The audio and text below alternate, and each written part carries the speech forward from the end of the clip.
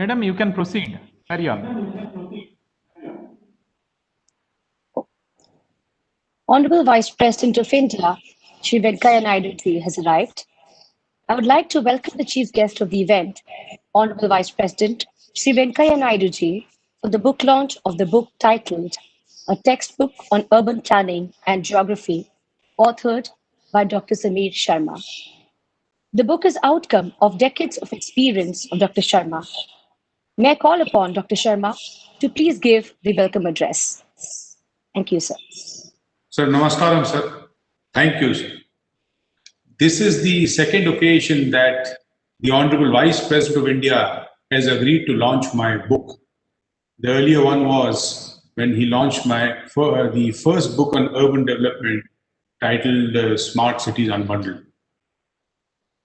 That was a face-to-face event in the Vice President's house, and all of us, particularly my family, remember the way he allowed us so graciously to organize the event in a newly constructed meeting hall located just inside the Vice President's house. Perhaps ours was one of the first events. Then I again wish to place my deep sense of gratitude to the Vice President who gave me the opportunity to work as Missions Director in the Indian Smart Cities Mission, the Amrut and the Capacity Building Program. That helped me to apply several ideas I had learned during my doctorate in the United States and apply them to conditions prevailing in the Indian cities. Thank you, sir. The praxis which I developed there in those nearly 4 years was the prime driver behind this book. This book, sir, describes the way a theory is in the terms of not abstract but also frameworks, ideas, practices, worked its way through the West in a situation different from the Indian. This is then sort of paired with the circumstances prevailing in India, placing the issue or challenge in the Indian context side by side with the Western notions of what causes something to happen and why, is expected to empower both students and practitioners to visualize how a theory would work in the Indian situation. So this book doesn't provide any direct answers. What it does is to allow practitioners to run questions through a theory in their minds so that they know what the theory says is likely to be the result of one course of action compared to another. As a result, visualization is enabled and learners get to know what to think and how to think in the Indian context. So as you're aware, so the contemporary Indian cities have gone through 4 stages. One is before the British rule. You can say before 1857 when the British rule was consolidated and UK took charge of India directly.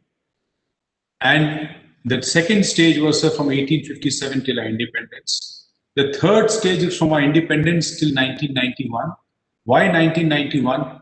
Primarily because the National Commission on Urbanization was set up in the 80s, and 1991, sir, India opened up. And as you know, it let loose so much of animal spirits, including the locational constraints which were there earlier were removed.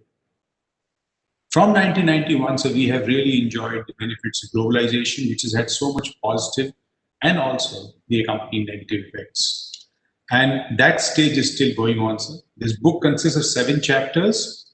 The first 2 chapters cover up to 1991, what happened within the city and what happened amongst the cities, what we call intra and inter-urban changes. The third chapter deals with changes beyond 1991. The fourth is on regional developments, are so important with all the mega cities, Mumbai, Delhi, Chennai, Kolkata, and now increasingly Hyderabad, Bangalore, and even to a certain extent Pune. The 5th deals with urban planning, the 6th with urban governance, and the 7th with the social landscape, which is poverty, informal sector. So urban planning is particularly very interesting because I used a lot of theories which were there from the West, and I have basically shown so that what is now being said in West as postmodernism is actually what was there in India, and we can also call it neo-traditional development. So finally, I would like to confess that this is a dream come true for me. As an undergraduate student, I used to read some classic textbooks, such as the one on statics and dynamics written by Gorakhnath of Delaware University, and Richard Feynman's lectures on physics. At that time, I used to think, why should I not write a book like that? Or this book is not in that league, but it's a small effort to fulfilling that dream of mine. Thank you, Honorable Vice President, sir. Thank you once. Thank you so much, sir. Now, may I call upon Sri Hitesh Vaidyaji, Director, National Institute of Urban Affairs, to kindly introduce the book to our audience. Over to you, sir. Namaskar, sir. This is indeed a very, very proud moment for me to introduce the textbook on urban planning and geography, authored by Dr. Samir Sharma in the presence of our Honorable Vice President. Honorable Vice President, sir, in your earlier role as the Minister of Housing and Urban Affairs, sir, you have not only guided the urban transformational journey of the country, of the nation, but also nudge the cities to come up with the roadmaps to combat urban challenges by conceptualizing and rolling out 5 flagship missions. Sir. This book really highlights and provide insights into the principles which you mentored during your tenure, sir. And this book will guide the agitated, in my opinion, this book will guide the agitated minds of students by answering multiple queries on the future of urban planning in the country, same way as Lord Krishna guided Arjuna's mind to find the true essence of life. It intends to connect prevailing urban practices with planning principles here in India and aligns the Indian experiences with the Western theories. So that's one of the beauty of this book, sir. And the Honorable Prime Minister's call for Atmanirbhar India, 5 trillion economy, vocal the local, demands a paradigm shift in the way planning is to be carried out at the local level. This calls for, sir, moving away from the business as usual approach to disruptive and innovative local and contextual urban strategies and solutions. And sir, if we want this to happen, planning, education, and governance structures need to be strengthened at the local level, sir, which you have been always championing during your tenure in the ministry. And also we have learned so much, and you have always championed this cause of local government strengthen and planning principles, sir. And so the idea is to impart appropriate knowledge, technology, acceptance standards, but also align profession of planning with the increasing sensitivities now towards innovative, inclusive, and sustainable solutions for the future. I strongly believe, sir, this book will guide urban professionals to experience the outcome of the Prime Minister's vision and create a talent pool of young professionals to manage emerging reform processes and steer a new urban discourse for the country, and also on the principles which you have been championing all along, sir. Thank you very much, sir, for giving me this opportunity. Thank you once again. Thank you so much, sir, for such a lucid description of the book. I would now like to request Honorable Vice President of India, Sri Venkaiah Naidu ji, to kindly release the book titled A Textbook on Urban Planning and Geography.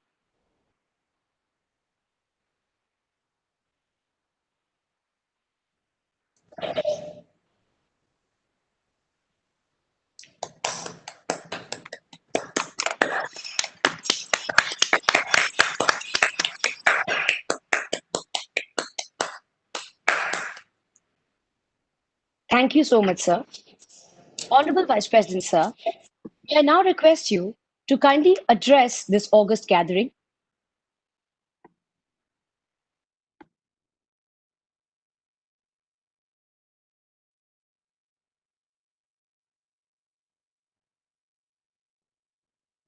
Hitesh Vaidyaji, Dr. Samir Sharma ji, Sri Ashok K. Ghosh, and all others who have joined the program virtually, and my dear sisters and brothers. I am delighted to be with you virtually for the release of the book, a textbook of urban planning and geography, written by Dr. Samir Sharma. And I would like to extend my hearty congratulations to Dr. Samir Sharma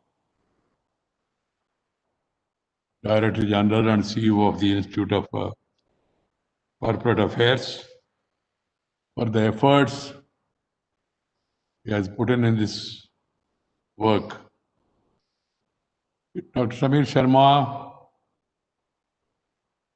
always used to work hard and used to impress one and all by his thorough understanding of the subject and also the work that is assigned to him from time to time. He has done a commendable job, and he was the first director of the Smart City Mission.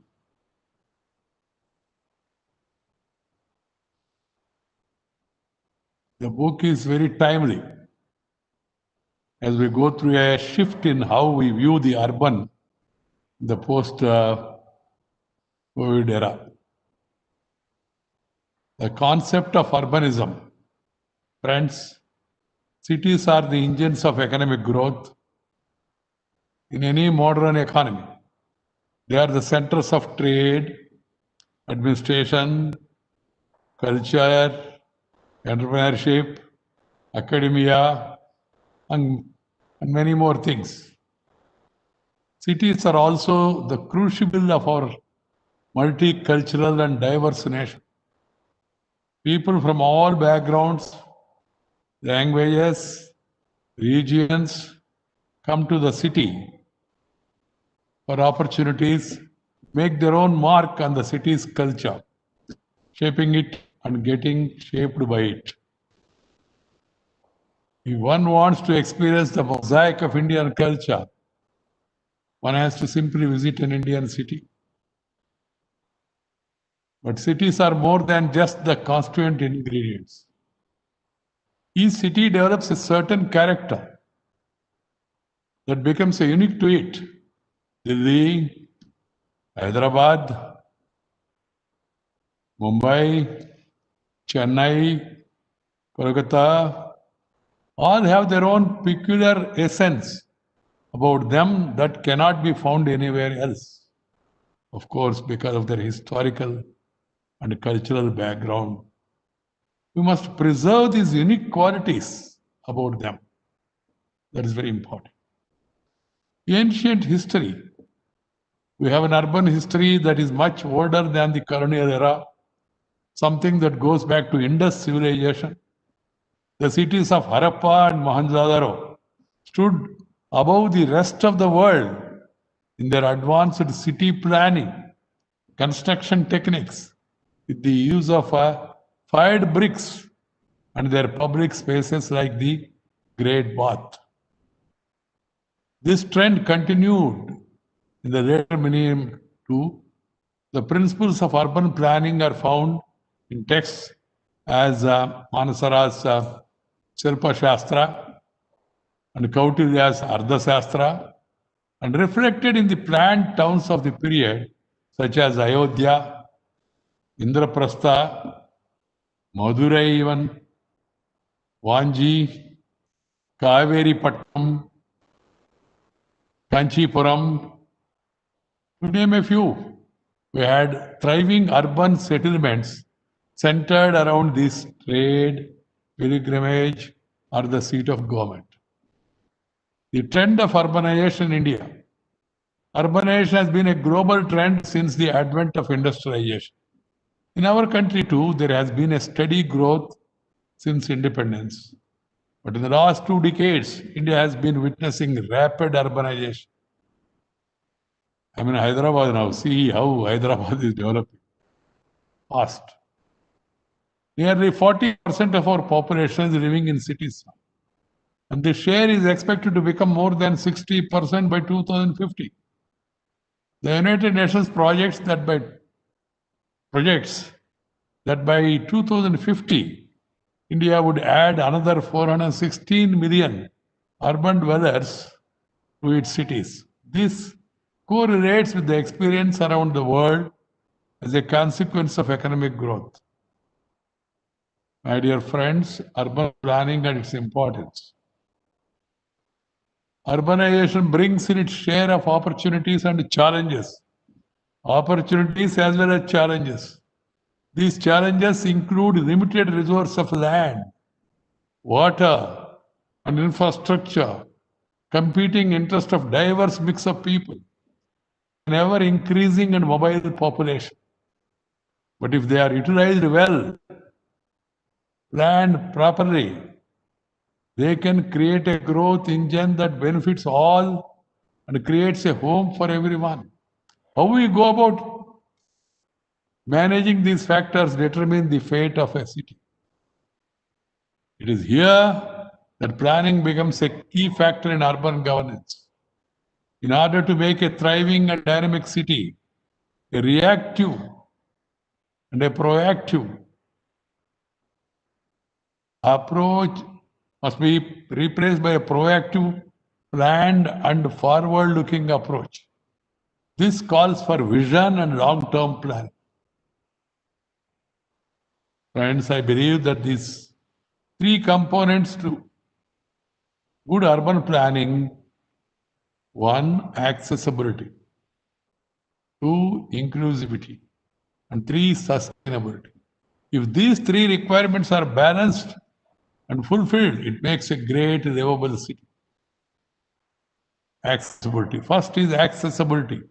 Accessibility refers to the ease, choice, and uninterrupted nature of access to amenities and infrastructure facilities like transport, housing, and civic amenities like water, gas, and waste management, as well as traffic management also nowadays. To begin with, many urban centers in India struggled for sufficient supply of potable water, public transport infrastructure, affordable housing, and a functioning solid waste management. There has been a gradual improvement over the years with the successive governments, and the situation is much better now. It should improve further. With schemes like Smart Cities Project, Amrut, Swachh Bharat Mission, among many other schemes, cities across the country now compete for the top spots in various categories and are managed much more professionally than before.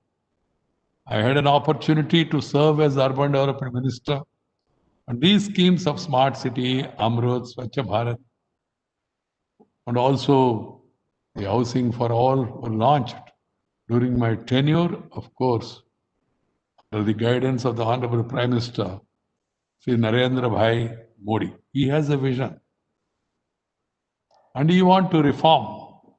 He gave a three-line mantra of reform, perform, and transform. That explains what is required to be done. Civic bodies going forward must adopt self-financing models that make operation of public utilities viable. Only when cities pay, cities means citizens, for the resources they use, even if it is a nominal fee, brings a sense of responsibility and ownership in the users. There is a proven best practice in India and elsewhere that without a fee, drinking water supply ran the risk of complete depletion in many urban areas. We should avoid that situation. Sustainability. This brings up the components of sustainability. City planning must also pass the test of sustainability, be in the financing of civic amenities, be it in encouraging green buildings, recycling waste, harvesting rainwater, reduce, reuse, recycle, promoting public transport, among other good practices. Urban flooding has become a perennial phenomenon now in many cities due to concretized structures. This urban flooding is becoming a perennial phenomenon.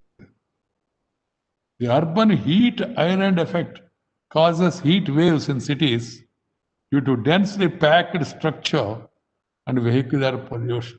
We are all experiencing it. In order to make our cities sustainable, we must be one with the nature. That's why I always say nature, culture together for better future. Lakes that serve as natural buffers must be reclaimed in order to avoid annual flooding. Other climate responsive measures such as planting trees, given green building code for housing are the ones to be adopted enthusiastically.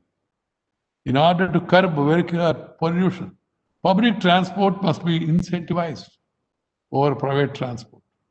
Green initiatives like carpooling, use of CNG, or electric vehicles must be encouraged. On the part of citizens too, there should be conscious behavioral change in the way they use road space. There should be a people's movement to promote cycling, which is not only a healthy option but also reduces pollution. My dear friends, the citizens' attitude, their behavior is very important. They should be educated, they should be guided, they should be motivated from time to time. Third is inclusivity. Finally, an integral component of planning of the livable city is that of inclusivity. A city cannot be for the few. It is of the and for the many who inhabit it and call it their own home. But unfortunately, the urban poor often get excluded in cities' scape. We must make sure that the migrant coming from a rural area must not live in substandard conditions. The domestic help living in the city's periphery must not struggle to move for transit to work. The slum dweller must not struggle for access to water, education and health care. The street vendor must not be harassed by civic authorities. City planners must build the city to accommodate and protect the interest of homeless and poor people too, and not just those living in the gated communities. They should all be part of the planning. Urban planning must have an inclusive component. Various urban programs of the government, like the National Urban Livelihood Mission and Housing for All, have a huge boost they provide for urban poor infrastructure and have been providing economic opportunities. I appreciate the government for these initiatives and other concerted efforts be taken at the local level to alleviate poverty, because the central government can plan, can finalize the programs, can fund also. At the end of the day, the implementation rests with the state and with the civic bodies. So in the final analysis, cities must ensure that their residents live in a comfortable manner. Comfortable. I add further, in a happy environment. The government's Ease of Living Index ranks cities on this basis of livability. Improving this index should be the goal of all the cities in India. I commend all those cities that have been appearing consistent in the top 10 in these rankings. Cities as living, breathing spaces. In many cities, the breathing space is not provided adequately. In order to make cities livable in urban centers, we must ensure they are not only provide comfort to people, but also raise the happiness quotient of the people. For that, these are my suggestions. Firstly, urban planning must be done with the local aesthetic and local traditions. In our blind limitation of the West, we have made all our cities look like uniform, anonymous, and without any reference to its history. The city must speak of its history, its culture, its heritage. The idea of a city has become equated with only buildings, paved roads, and flyovers. Remember, a city that does not recognize its past cannot have a future. The Preservation of heritage in historic cities is the principle behind the Hriday scheme. More cities should be added to the program. We must ensure that every city reflects its unique traditions. Secondly, the cities must have vibrant public spaces and not secluded apartments alone. Shared civic activity is what makes a city. This used to be a feature in older cities, when people would meet and greet each other. Nowadays, there is a very little shared activity and a very little feeling of a community togetherness.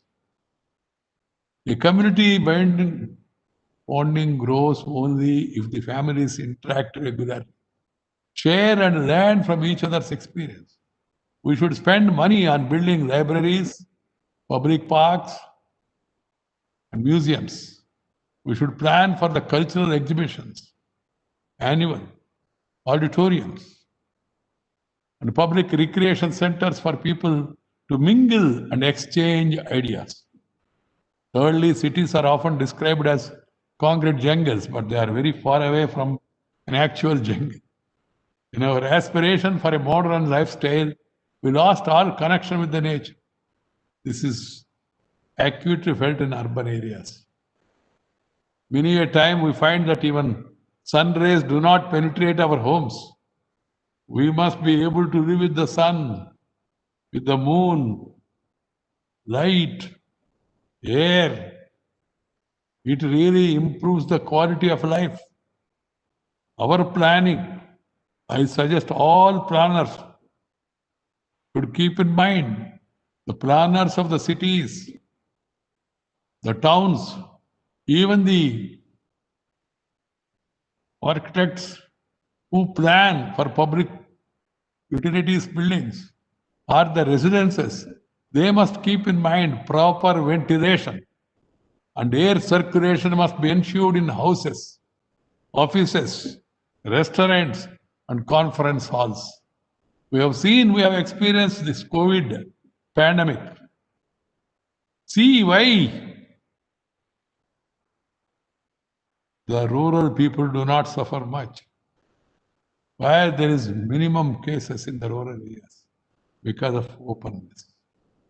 Because they are able to live with the nature. In urban areas, everything is closed, including minds. We must have open spaces. We must have sun rays. Your old Vastu Shastra also. What is Vastu? Light, air, flow of water, and public convenience, all these things. But the modern trend, which has to be reversed at the earliest, is having closed environment. You travel in car, closed AC. You go to your office, closed. You go to restaurant, also closed.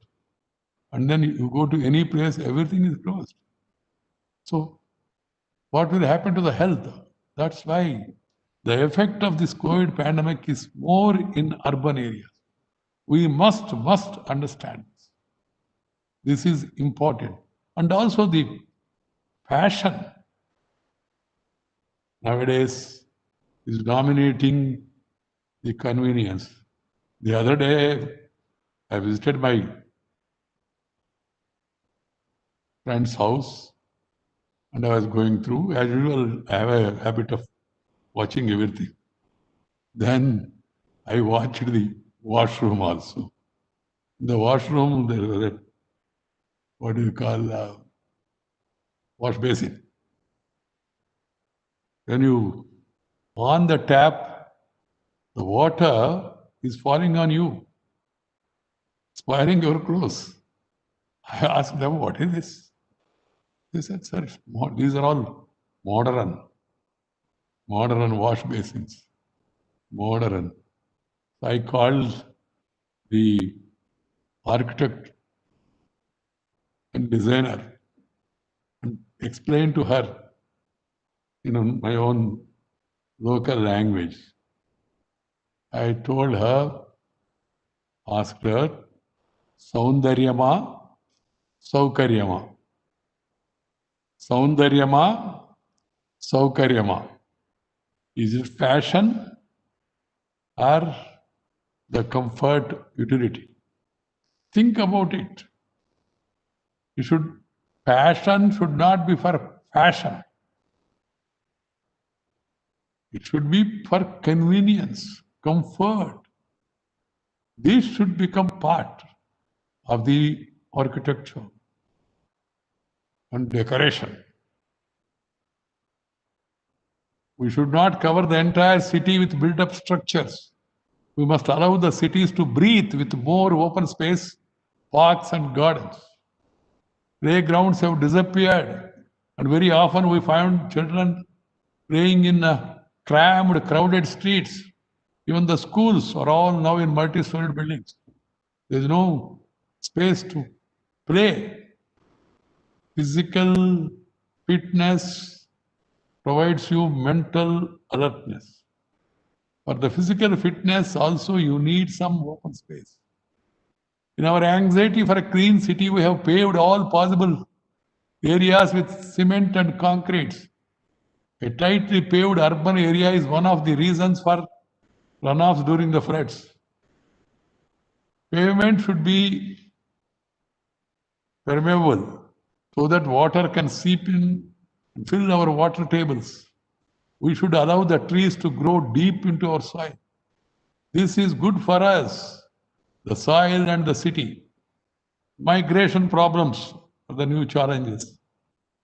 It should be remembered that merely expanding urban agglomerations without addressing the problems faced by the rural people will only increase urbanization. That's why late Abdul Kalam spoke of Pura, providing urban facilities in the rural area, rural people. We have to go to the root of the issue and see why people are migrating to our rural areas. They do so largely because of two compelling reasons. One, unemployment, and two, lack of access to basic communities they would get in urban areas. We have to address these issues in rural areas along with improving the urban livability in order to achieve a balanced and sustained growth. Few words about this book. I would like to commend the author, Dr. Samir Sharma, and the publishers for coming out with this book. I'm happy to note that the author has advocated homegrown solutions for cities based on our experience and indigenous knowledge on city planning rather than blindly aping the West. This is a good suggestion that city planners must take note of. May this book trigger many conversations, inspire more research in this field, and spark new innovations in urban planning. I hope it will find wider leadership and then provide for discussion among the planners, the people, and the citizens. I wish all the best for Dr. Samir Sharma and also publishers. Thank you very much. Namaskar. Jai Hind. Thank you, Honorable Vice President Sir, for your words of wisdom. Your enlightening words will serve as guiding light for all of us here and all those who are in urban planning to pause, think, and plan our cities to make it more accessible, affordable, sustainable, and inclusive, and to maintain the cultural richness. Thank you for launching the textbook on urban planning and geography, authored by Dr. Samir Sharma, DGCO, IICA. May I now call upon Sri Ashok K. Ghosh, Chairman and Managing Director, PHI Learning Private Limited, to deliver a vote of thanks. Over to you, sir.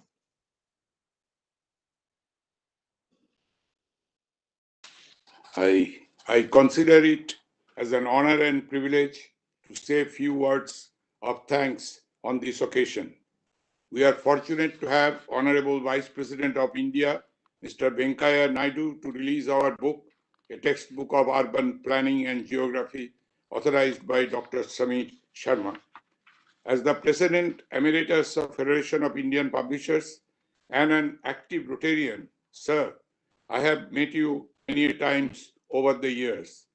Last time I met you at your Delhi residence on the occasion of book release, Human Rights, Values and Cultural Ethos by Dr. R.P. Dhokalia. I am so happy to see you again. On behalf of PHI Learning, I express my heartiest thanks to you, sir, for sparing time from your busy schedule to grace this occasion. Your thought-provoking, excellent speech on this occasion is relevant to the urban development and matters related to urban planning, which is very contemporary subject in which our modern India is progressing. The text kindly released today is an excellent book, and students of architecture, planning, and geography will be benefited immensely by this. Thank you, Honorable Vice President Venkaiah Naidu ji. We are indeed very grateful for sparing your valuable time.